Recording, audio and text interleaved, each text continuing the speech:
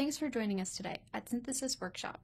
I'm your host Alicia, and for today's Research Spotlight episode, we're joined by Vera Demerzitu. Vera started her studies in the Department of Chemistry at Aristotle University of Thessaloniki in Greece, where she received her Bachelor's of Science in Chemistry in 2013, followed by her Master's of Science in 2015 and her PhD in 2020.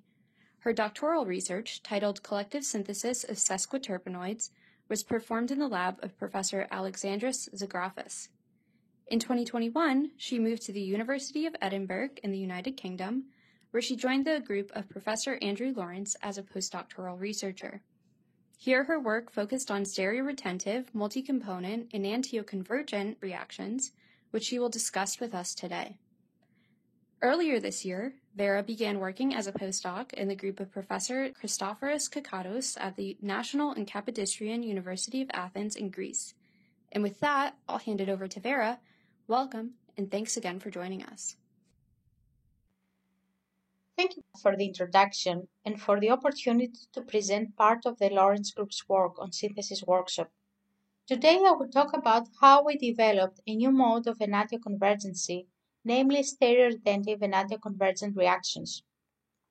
I would like to start off by highlighting the importance of asymmetric synthesis. The three-dimensional structure of molecules can play an important role in their biological, chemical, and physical properties. Molecules which have the same atom-to-atom connectivity but have their atoms arranged differently in space are referred to as stereoisomers. Stereoisomers can be further classified as either enantiomers or diastereomers. Enantiomers are stereoisomers which are mirror images of one another but are non-superimposable. Diastereomers, in contrast, are not mirror images of one another. Asymmetric synthesis refers to the synthesis of a specific enantiomer of a given target compound and signifies the induction of asymmetry in prochiral or achiral substrates. As enantiomers often behave differently in biological systems, it is generally necessary to prepare enantiomerically pure drug substances. A couple of characteristic examples that demonstrate the vast difference in biological reactivity of enantiomers can be seen on the right of the slide. One of the most infamous examples is the one of thalidomide. Thalidomide, provided as a racemic mixture, was a widely used drug in the late 50s and early 60s for the treatment of nausea in pregnant women. The use of thalidomide subsequently resulted in severe birth defects in thousands of children owing to the S enantiomer that harbors embryotoxic and teratogenic effects. I will now give you some background on our discovery. In 2012, the Lawrence Group reported the total synthesis of the dimeric natural products incarvididone and incarviliatone. Starting with a racemic mixture of ringiolone, a dimerization reaction takes place through a domino oxamycyl-mycyl sequence, and two distinct products are achieved: the homochiral dimer incarvididone and the heterochiral dimer incarviliatone, both in racemic form. This gave us some inspiration because we started to think about how we would make these molecules in enantiopure form. For incarvididone, the task is trivial from the asymmetric synthesis perspective. All we need to do is access the enantiopure monomer ringiolone and dimerize it. But when it comes to incarviliatone, the question of how we could access it in enantiopure form led us to the realization that there is a gap, an unsolved problem in asymmetric synthesis. That's when the concept of stereoretention in enantioconvergent reactions was conceived. Prior to our report in Nature Chemistry, there were three established conceptual approaches to achieve enantioconvergency: stereomutation, stereoablation, and stereodiscordance, a term which we introduced for the first time in our report. Stereomutation is most commonly encountered in dynamic kinetic resolutions, where enantioconvergency is enabled by interconversion of enantiomers.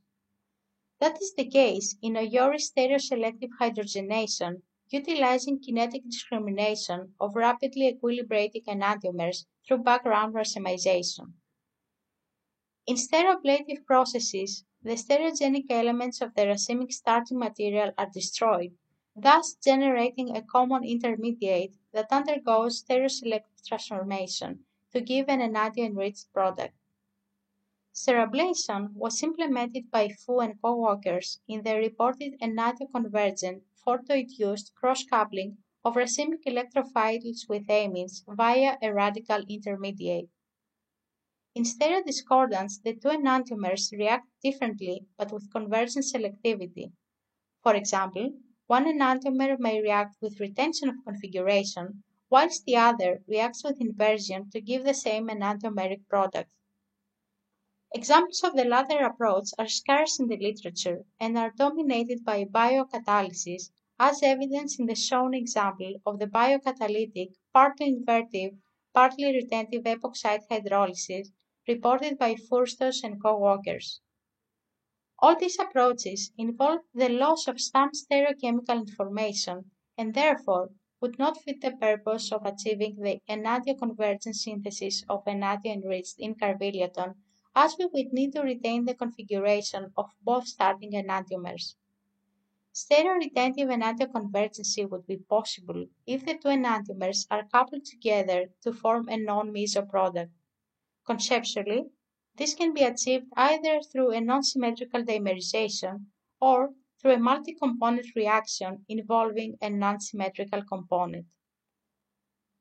With this in mind, we first sought to discover reported examples of highly selective heterochiral dimerization reactions with a view to establishing this new strategy as experimentally viable.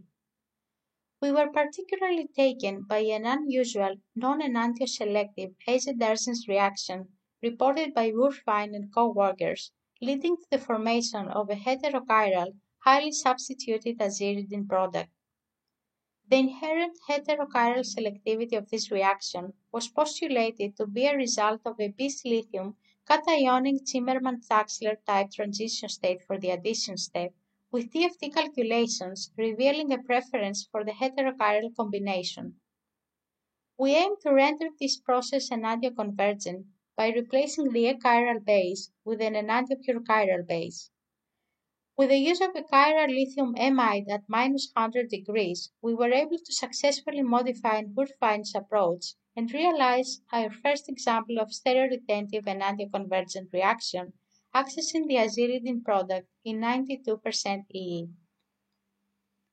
The second strategy that we sought to explore for achieving stereoretentive enantioconvergency would rely on the development of multi-component processes.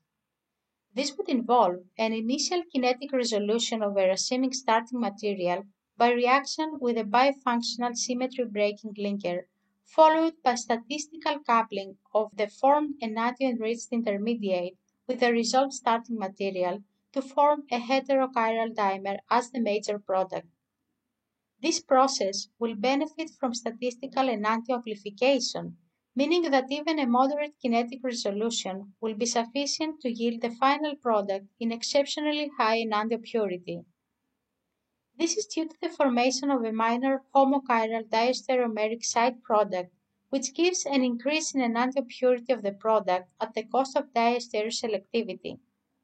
That is to say, formation of the minor enantiomer of the desired product is very slow, as it is proportional to the low concentrations of both minor enantiomeric species, which will be consumed more quickly to give the homochiral diastereomer. This statistical amplification of enantiopurity has strong parallels to the original studies reported by Horeau and co-workers in 1973. Kinetic resolution by acylation was selected as a model system with which to develop multi-component stereoretentive enantioconvergent processes. Body and co-workers have reported the kinetic resolution of racemic amines using acylated chiral hydroxamic acid reagents. We designed an analogous chloroacetylated reagent so that the intermediate from the kinetic resolution would be a chloroacetamide, which could undergo a final coupling with the remaining amine via nucleophilic substitution. A multi-component stereoretentive enantioconvergent reaction was achieved by first conducting a kinetic resolution of racemic tetrahydroisoquinoline with our alpha-chloro body reagent. Once the kinetic resolution was complete, the final nucleophilic substitution was promoted with the addition of triethylamine and sodium iodide at 50 degrees, affording the target alpha-amino amide in an amplified enantiomer purity of 97% EE. The promising potential of this approach is clearly shown in the biocatalytic acylation of homoallylic amides using ethyl chloroacetate as the linker. A highly selective initial kinetic resolution followed by a nucleophilic substitution reaction using sodium hydrogen carbonate and catalytic potassium iodide led to the final heterochiral alpha-amino amide in virtually enantiopure form with 99.99% EE. To our delight, the unwanted homochiral dimer was formed in trace amounts only observable by HPLC.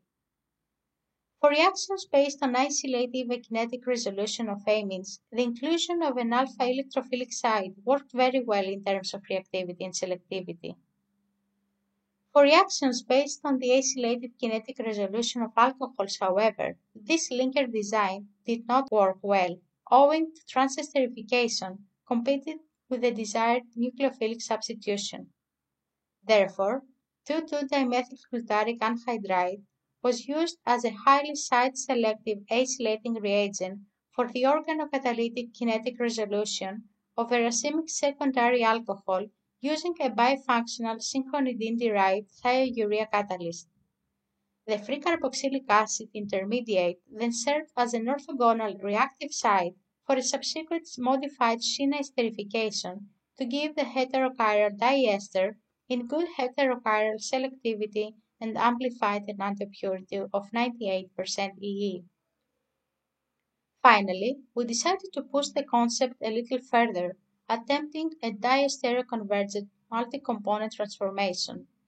In this case, an enantiopure bis nucleophilic linker was used, which forced us to consider substrate-driven diastereocontrol. For this attempt, a racemic amino acid derivative was chosen, with propylene glycol as a chiral unsymmetrical diol. Evaluation of the two opposite enantiomers of the diol led to the identification of a matched linker that afforded the final heterochiral product in 93% DE, while the mismatched analog resulted in a significantly lower 66% EE. This demonstrates the importance of the absolute configuration of the linker on the selectivity. This is an example of triple stereodifferentiation where the selectivity depends on the absolute configuration of all three components, the reacting enantiomer, the linker, and the organocatalyst. These results experimentally validate stereoretention as a conceptually different and complementary approach to achieving enantioconvergency. The concept was validated by the achievement of the first enantioconvergent heterochiral dimerization and the development of multi-component stereoretentive enantioconvergent processes.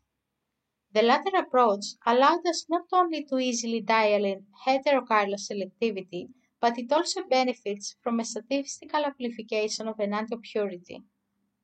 The multi-component strategy was transferable across several known kinetic resolution reactions using a variety of established tactics in asymmetric synthesis. We envisage this new approach to asymmetric synthesis will be particularly interesting to organic chemists as it will allow for new types of chiral molecules to be prepared in an enantiopure form for the first time. Some potential applications could be in the drug design area, where accessing all possible stereoisomers of new types of chiral molecules is of paramount importance. There are also several natural products that arise from heterochiral dimerization reactions, which could potentially be prepared in an enantiopure form through stereoretentive enantioconvergency. Furthermore, one could envisage utilizing this type of approach to access a variety of supramolecular structures. Closing this spotlight episode, I would like to thank and acknowledge all my co-workers from the Lawrence Group for their enormous efforts to achieve this high-risk, high-gain goal. I would also like to thank our funding agencies and of course you, Matt, for providing me with the opportunity to present our work on Synthesis Workshop. Thank you to Vera for this research spotlight on stereoretentive and angioconvergent reactions. If you would like to learn more about this chemistry or use it yourself, please visit Vera's recent publication in Nature Chemistry. If you've enjoyed this episode and would like to support our podcast, please consider subscribing to us here on YouTube or following us on Twitter. Thanks again, and we hope to see you next time.